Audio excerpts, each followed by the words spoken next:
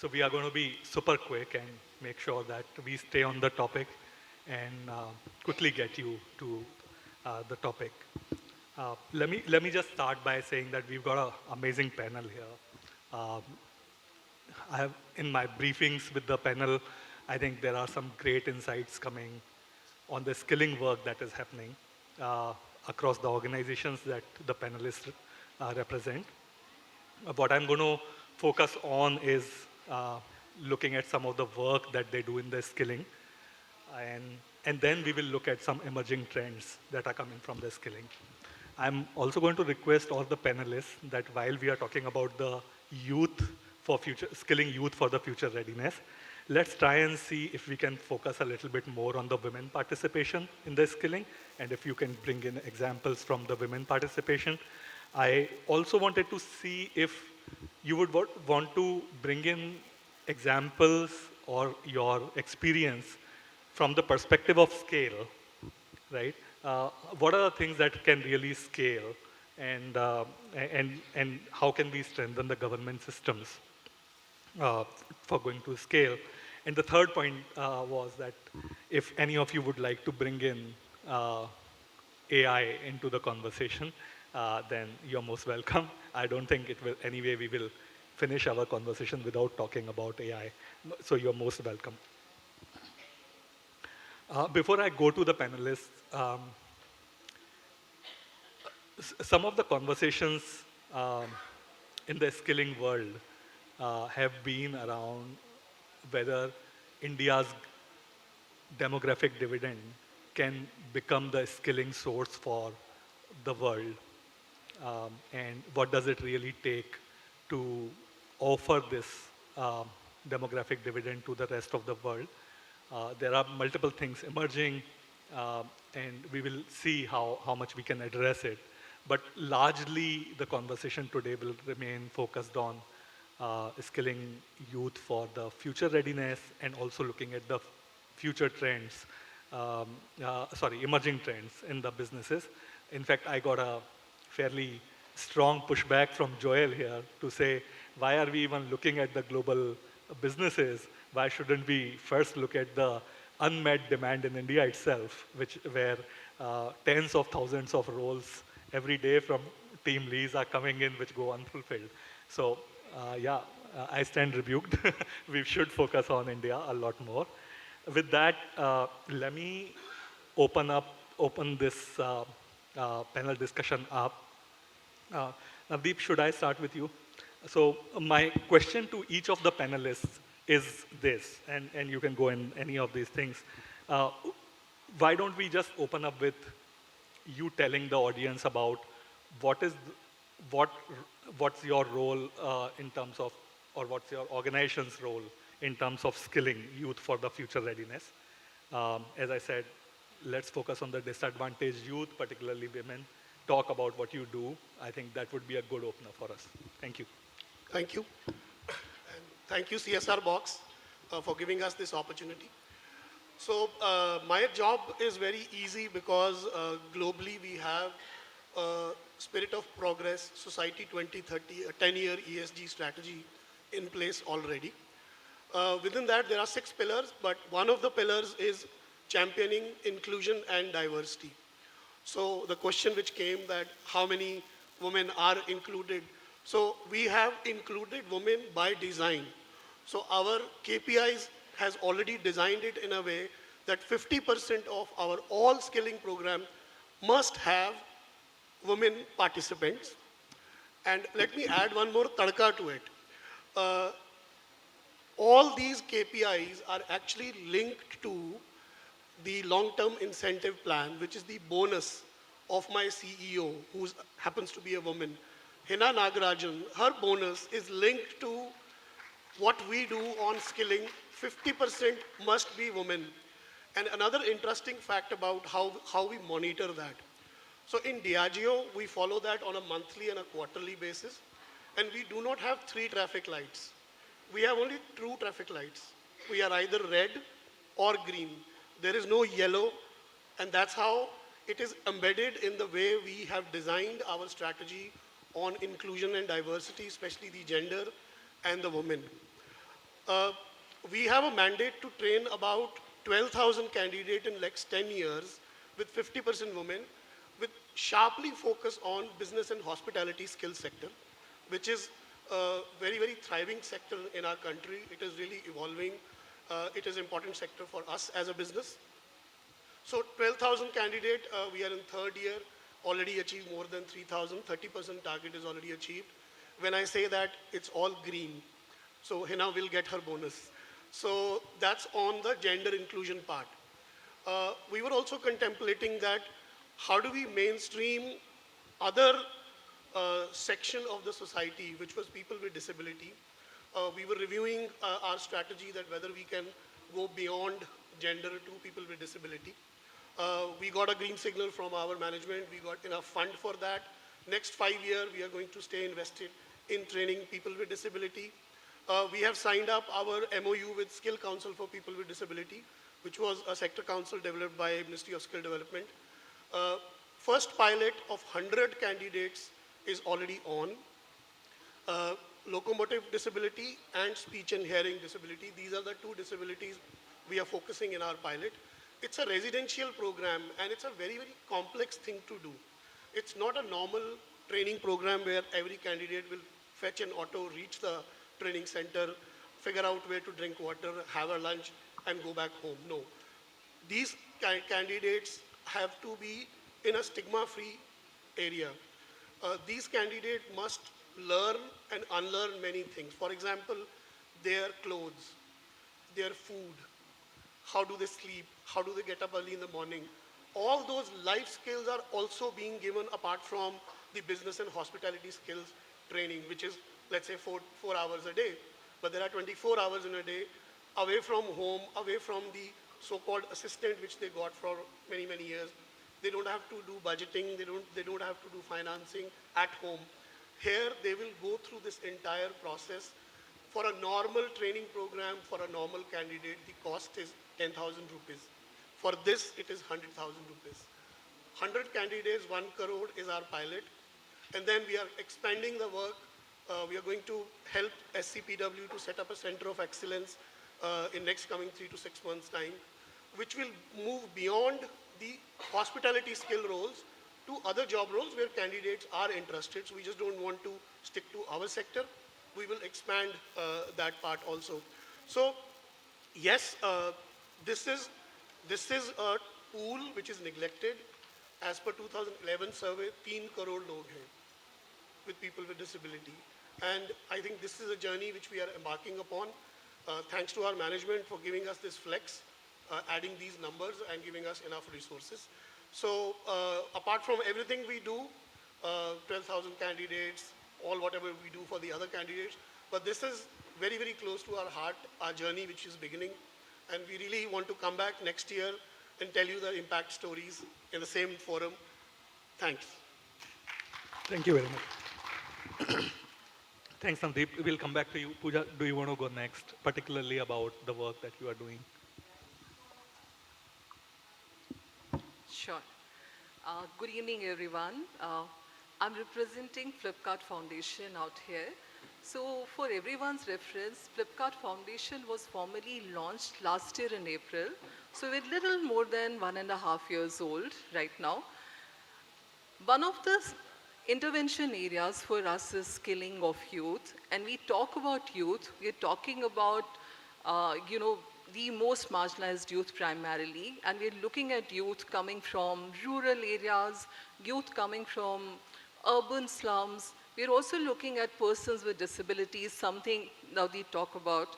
We're also talking about transgender community. So that's the kind of marginalized segment that we're looking at right now. In terms of program, for everyone out here, we work through the NGO partners, and many of our partners are present today out here. So because the partners on the ground, they understand the pulse. And I think what's very important to understand is, one size doesn't fit all, and I think everyone in this room agrees to that. So there are nuances involved when it comes to the region, in terms of demographics, the kind of target group that you're working with. So looking at all those nuances, one is trying to create very custom-made projects. Now, I think, again, because this is such a learned group out here, and all of us understand there are a couple of critical pillars when we are doing any skilling program. One is mobilizing the right kind of uh, target beneficiaries or participants. That's where the essence lies. If you identify the right kind of participants for the program, I think half the battle is won. And then, of course, the other nuances of it, which go into any kind of skilling program, right from mentorship, exposure visits, specialist talks, and much, much more. All of that is so much ingrained to make sure that there is a quality input that goes to the students or the participants on the ground. Again, when it comes to skilling, at Flipkart Foundation, while we do insist on good quality skilling, we've also been placing great emphasis on the placement. So for us, that's a yardstick to understand how successful the skilling program has been. And I can share that right now we have been able to place about 70% and more of the beneficiaries, given the fact that, we are trying to work with some very difficult to work target groups in that scheme of things. What's also very important, Abhishek, you talked about the reach. So, we try to make sure that we reach women. And from a gender lensing perspective, over 70% of the participants in our programs today happen to be women. So, again, in this room, I'm sure all of us agree that whatever we do, why do we do it? So at Foundation, through this skill program, we believe that, we would be able to create a dignified, empowered life for the individuals whom we touch. And you see those stories of change, transformation on the ground. And I'll take a couple of minutes to talk about few projects that we have been doing on the ground, because the minute you talk about projects, a couple of things come pretty live in front. So for example, there's a project that we have been doing for persons with disabilities. This is intellectual, physical disabilities. And because of the nature of participants, we had to make sure that this is a fully residential training program. Again, because with persons with disabilities, it was also about the learning disabilities. So we decided that it can't be a regular kind of a classroom kind of a training. So we did emphasize a lot more on experiential training. And today, again, we've got about plus 70% placement, average 13,000 plus salaries being generated on a per month basis, which means a lot for the youth and their families and does a world of good to their confidence, because, there is always that self-doubt. So we have been trying to bring in that whole thing of celebrating the abilities in that segment. Other quick story that I want to talk about is a project that we are doing in urban slums. Now, typically in most of, all of us are here since morning talking about IT revolution, digital transformation and stuff like that. In that particular program, there are laptops in the classroom. But a group of 5, 7 youth get a laptop. They take it home to the community, essentially the slums. What happens? The minute you give a laptop, there's a lot of group learning happening. It goes beyond those 4 hours in the classroom. There's a lot of collaboration, problem solving, trust, camaraderie, things that come handy the minute they get into jobs. So that's the kind of work that's happening there. I quickly want to take a minute. There's a project we should be starting in couple of weeks from now. This is for transgender community, where we are going to be doing housekeeping training for them. Already, there's an understanding with the 5-star hotels that they would be placed. So it's important to look at the back end. Is there a demand for it before, getting into the relevance and understanding if the skills are relevant, even from the future skilling perspective. So again, that's a scanner we try to apply all the time. And Abhishek, you talked about artificial intelligence. So, like I said, we are a young foundation, but hopefully we should have one project starting around artificial intelligence in a couple of weeks again from now. This is a project where we are going to be working on voice data. Now, we all know there's enough information available in English and possibly to an extent in Hindi, but a lot of regional languages, there is not enough. So digital revolution can only happen if information is sort of democratized. And I think that's going to happen with this artificial intelligence project that we intend to take up. This is specifically meant for the rural communities. They can work from the rural area and, again, we would be able to address the whole issue of migration because I think technology makes it possible to an extent today. Now, just being mindful and wrapping up what I said, right now we would be doing nearly 5,000 participants through our livelihood skilling programs on the ground, and this is just a beginning for us. Long way to go given the magnitude of the problem, and we're hoping to transform many more. Thank you. Thanks. Thanks, Pooja. Lot to unpack there, but I think I'll just go around the panel. Joel, would you like to go next? Okay, thank you everyone. Thank you CSRBOX for having me for the third year. Okay. Uh, I grapple with the word future, okay, because I don't think India is ready for the future. We need to deal with the situation right now, right? Skilling, employability is now.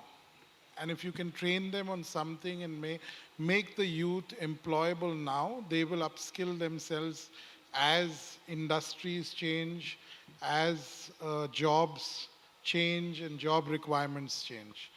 So, like I was telling Abhishek and my fellow panelists, I don't believe in talking about the future because the future is next week. Does anybody in this room know what skilling is going to be in 1 week or in 1 year or in 5 years? I definitely don't. I think India has a problem of employability right now.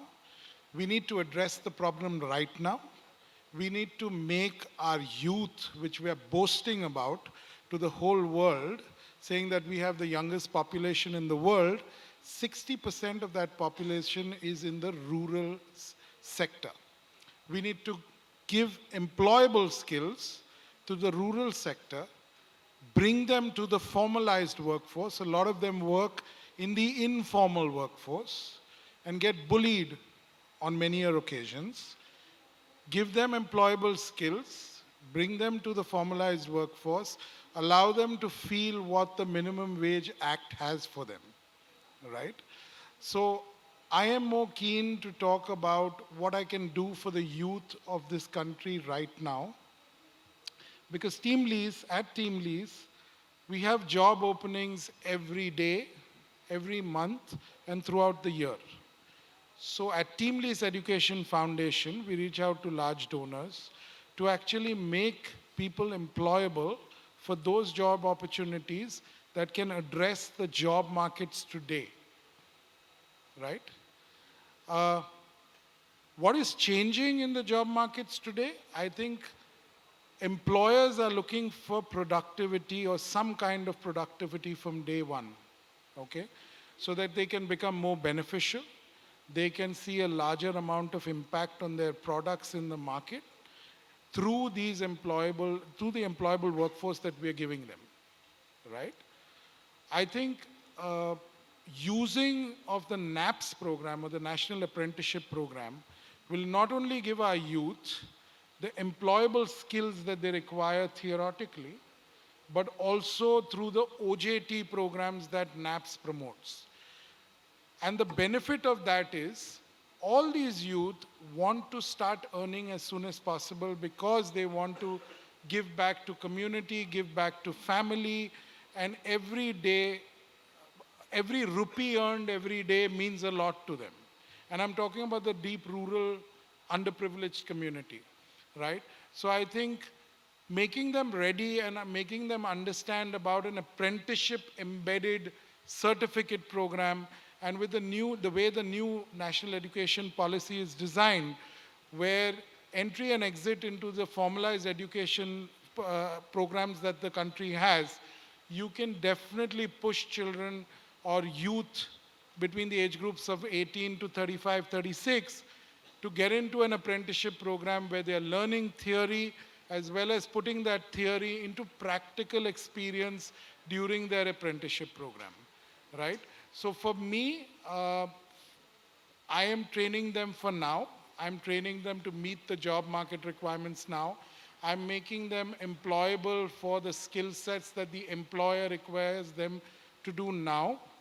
And I'm hoping that as things change, they will be so used to upskilling themselves and keeping themselves abreast with the new opportunities that the job market has to offer, that they will themselves get into a mode of upskilling, reskilling, and taking on jobs of the future.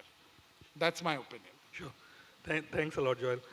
And I'm hoping that the apprenticeship program is not only certificate based but probably degree, and you I think do a degree programs as well, which creates far more value for the young person instead of having to choose between the degree and Apprenticeship program can be a degree embedded yeah, apprenticeship yeah. program, which TeamLease has across 51 odd colleges slash universities that one of our group companies has partnered with. So you can do an apprenticeship embedded certificate, then a diploma, then an advanced diploma, and then finally a degree.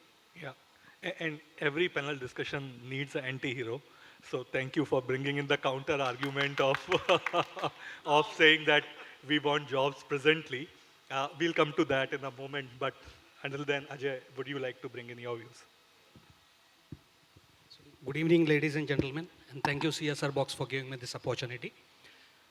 So I represent an organization called Quick Hill Foundation, and we work in education sector, and that too in cybersecurity awareness. So the first question, what it must be coming to your mind is, Quick Hill is into software security solution. Then again, you are into cybersecurity awareness. That means indirectly you are doing business. So let me clear that we are not into that kind of a stuff. Now let us understand what the online domain is, how it has destroyed the overusage of mobile, has destroyed this generation, and how Quick Hill is working on that. See, we have been promoting cybersecurity awareness in schools all over Maharashtra for last 8 years. Prior to pandemic, our project pattern was that what we used to do is that, see, basically when you want to give cybersecurity awareness session to the school children, what we need to do is that if I go and tell them, for them like it becomes a lecture. But if same kind of lecture is delivered by any youngster, they get too close to them. That really resonates with them. So what we did is that, so we found that opportunity. Since we are the experts in it, so what we did is that we came up with 3 different types of presentation. First from 5th to 7th, second is 8th to 10th, and then 11th standard onwards. So in 5th to 7th standard, we said, don't talk to strangers. This is the presentation what we had. Now, before going ahead with the presentations, we partnered with Police Maharashtra Cyber, who's the authority who does the forensic, setting up the forensic labs.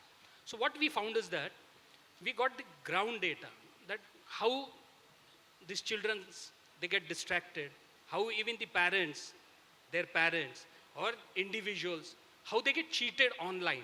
So we found those things. So based on that, we prepared our presentation and our students started going to it.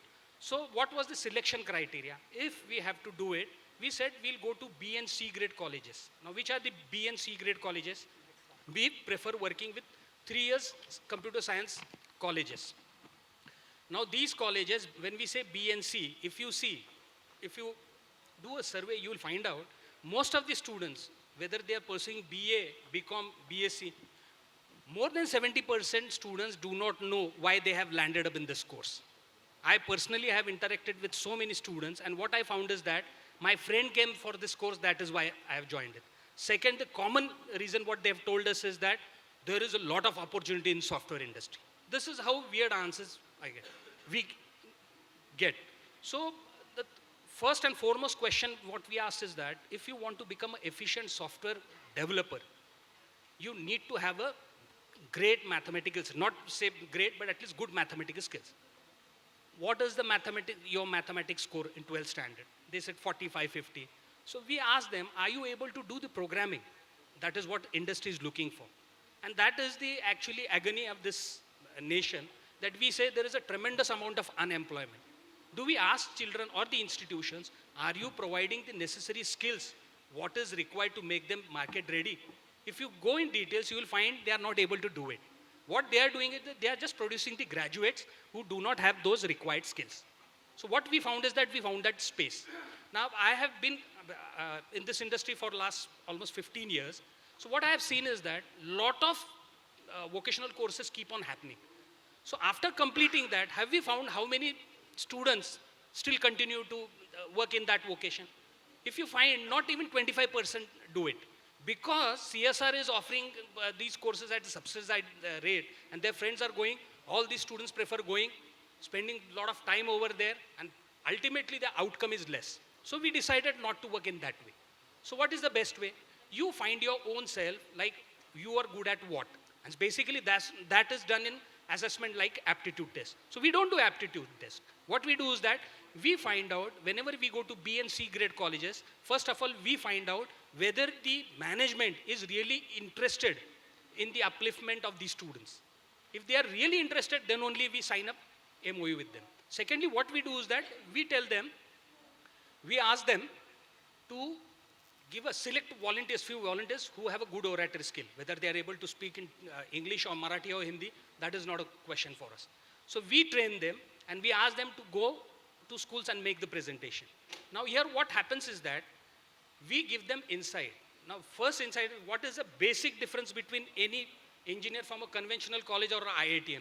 IITian engineer is a experience, he learns everything experientially. That is, whatever learning he does it through experimentation, which normal standard colleges do not do it. So what we have done is that we have given that material. We tell them, go to colleges, go to schools, and ask for the permission. You seek that permission, and then you make the presentation. So that student has to pass through a lot of tests, and then he realizes like what he is good at. Whether he is able to communicate with people, whether he is losing his focus when he's giving the presentation, is he getting distracted? All these things make him learn. And after learning that, we pay stipend to them. Now during this, what we noticed, during pandemic, many of these students lost either of their parents or both the parents. Many of the sportsmen, their actually career was ruined because 2 years they could not practice. And this has taken a toll on the society. And mostly on youngsters, when apart from the colleges, they were forced to do all these classes online. Okay. So to get all these things in order, we have created our cyber champions who go to schools and make these presentations and tell them what are the do's and don'ts. Since the time is less, I'm not able to tell these things. But without cyber security, without this information, basic information, this nation cannot, not only this nation, the whole world is at danger. That is what I'm telling. Thank you. Thanks, Ajay. No, I think that was a very strong representation for the cybersecurity, and thank you very much for that. I just wanted to quickly say that we have 8 minutes left. We have a round of questions left, but I want to know how many people have questions to the panelists, and we can, based on that, decide whether we want to take questions or go for the next round. Just raise your hands in case you have questions. That's 3, 4, 5, 6. What do you guys say? Should we take questions? Like, we've got some good panel here, so might as well take some questions. Anyway, it's the evening. So can you just raise your hands once again, and so that I can spot you guys? Yeah. Mike's there. Okay. We go with the lady back there. Okay. You had a question, right? Yeah, please go ahead. I'll come to you next, and then to you. Sure. Yeah, hello. And Yeah, hi. please keep your questions short. Yes. 7 minutes, 8 questions are what we're looking at. Yes, so a very quick question. So I'm Megha and I work with an organization called Prava. So my question is, because in the last panel also we talked a lot about skilling and entrepreneurship. And here I think one of the major stakeholders I feel we haven't talked about are the trainers or the facilitators. And how are we building their capacities? Because we worked very extensively with that audience and really feel like they also need to be invested in. So just to expect that they will come ready and they will do a great job, I think is very unreal. So just wanted to place that point. Thanks. Do you have a question there? I think I completely agree with you on the... Yeah, my question is there, I mean, I'm asking the panel, is there a way that, how can we really kind of invest and build capacities of the trainers, and are there programs that you guys are running in order to do that? Sure. Anyone wants to take that from the panel? I think, Megha, this question might have been more, relevant if there were government So let me people here. let me But take a on that. So the way skilling sector has evolved in last 1 decade, I think it is expected from the training partners who come to us to get funding on these trainings to have that kind of trained, capable trainers as part of their capability bench strength. So it is supposed to be part of the training partners' journey over a period, and that's how when you do RFPs, we ensure in the RFP the requirement is you have a capability, you have a 5 years of experience. We build in all of that when we evaluate onboarding any training partners. So it is supposed to be a journey of the training partners to evolve their capable trainers before they actually approach for any RFP and bid for that. yeah, the lady there, you had a question? Yes. मैं Avaada foundation की trustee Mrs Ritu पटवारी हूँ। हमारा foundation चार areas में काम करता है और हम देख रहे थे जब गाँवों में काम कर रहे हैं तो साइबर सिक्योरिटी की बहुत ज़्यादा प्रॉब्लम है। बच्चों को पता नहीं है, सबके 7 साल के बच्चों के अकाउंट्स बने हुए हैं, कैसे उससे रक्षा करें पता नहीं है। इवन मैं ऋषिकेश में रहती हूँ, मेरी एरिया में एक गर्ल थी जो 14 इयर्स की थी, फेसबुक अकाउंट किसी ने हैक कर लिया, पिक्चर चेंज कर दी और उसने सुसाइड कर लिया। इतना ज़्यादा वो हॉरिबल हो सकता है, कभी किसी ने सोचा भी नहीं था। तो हम साइबर सिक्योरिटी एक्सपर्ट जिस तरह से आपने वो किया, डिस्क्राइब किया कि आप डेटा के आधार पर करते हैं, सिखाते हैं और खाली महाराष्ट्र में करते हैं, तो हम अपने देश जहाँ जिस जगह पे हम काम करते हैं मतलब 15 राज्यों में और जिन स्टेट्स में काम करते हैं, जिन जगहों में काम करते हैं, तो हम चाहते हैं कि आप अपना सेशन हमारे उसमें भी करें, हमारे साथ कोई टाई अप करे तो आप करेंगे? ज़रूर ज़रूर ma'am. Thank you. Yeah. Hi, my name I'll is come to you guys. Yeah. Okay. Please go. Okay. Hi, my name is Divya, and the question is to anyone who would like to answer. What is some of the dichotomies you see in skilling right now? I think one of the things you brought up is I'm looking at employability right now, while some of the others are talking about, how do we make this workforce future ready? That's where I find myself also kind of grappling. So what are some of those sweet spots where one can create the right kind of courses, skills, incentives, create like a workforce that is relevant now and paves the way for being relevant in the future? Are there any examples that we can learn from? Sure. You want Can to I take that? this question? And also in terms of financial return, like, a decent financial return for the youth as well. That. Okay, I can proudly say that one of the largest examples in India is TeamLease Services Limited. One of the largest examples in India is TeamLease Services Limited. Okay, we've been putting India to work for the past 20 years and following Minimum Wages Act ever since we've started. Okay. We've identified, we've got the employee outlook report that comes out every quarter. We have an employer outlook report that comes out every quarter. The employer outlook reports allows us to see what skills are relevant in the market for what kind of jobs. And the employee outlook report gives us an insight into what skills do youngsters want in order to meet the demand of the market. So I think if you go through the TeamLease website, you'll be able to see many such examples that we've been putting out into the market for a very long time. I know that we have many questions, but look at this guy, 2 minutes. And I am being threatened as well. So give me a minute. Very relevant panel. Sorry? I said it's a very relevant panel. That's why you have questions. So catch hold of each of the panelists. Don't let them go after this session. But I wanted to take a minute to quickly, sort of summarize what was discussed so that there are some best practices that we can take back home. I think, Navdeep, I think the idea that you spoke about bringing,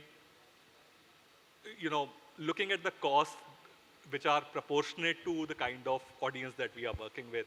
There are no standardized costings that we should look at. If it costs a lakh to train a person, then so be it. I think it was very important point that you brought in, and I'm glad that you only have reds and greens and no yellows. Puja, I think great points around having right kind of candidates and mentorship, and doing it uh, most importantly in a demand-based manner. So I think employer demand is what really constitutes what is the right kind of skilling that is required. And as long as we stay focused on that, a lot of skilling can be topical. Joel, thank you for bringing focus to the present and the focus that you brought in the NAPS. I think apprenticeship-based training is something that needs to go more and more far away. And thank you, Ajay, for bringing in the cyber security. The lady there brought in very, very important point. It can be something very, very important. So thank you very much to every one of you. We couldn't discuss the emerging trends, but I guess that's the casualty. Thank you very much for joining today. Thank you very much.